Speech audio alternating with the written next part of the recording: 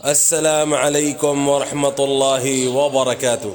بسم اللہ الرحمن الرحیم، نحمده ونصلی علی رسولہ الکریم، اما بعد۔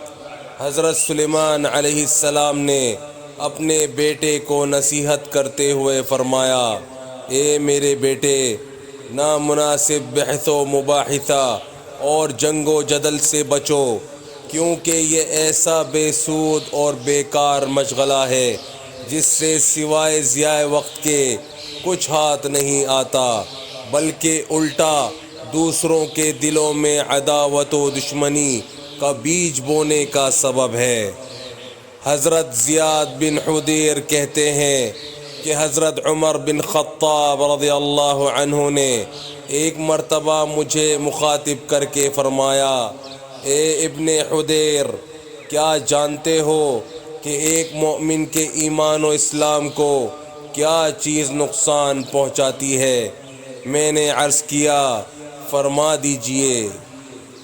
آپ نے فرمایا، تو سنو، اسلام کو نقصان پہنچانے والی چیز ایک عالم دین کا پھسل جانا ہے، دوسرے جاہل و منافق شخص کا کتاب اللہ میں تحریف کرنا ہے اور اس کی غلط تشریح کرنا ہے اور اس میں بحث و مباحثہ کرنا ہے، تیسرا یہ کہ ظالم اور گمراہ بادشاہوں اور حکمرانوں کے تسلط اور کتاب و سنت کے خلاف فیصلے کرنا ہے۔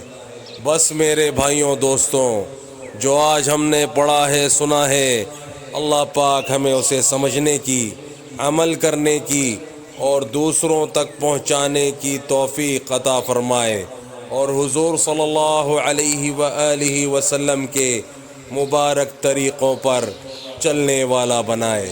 السلام علیکم ورحمۃ اللہ وبرکاتہ۔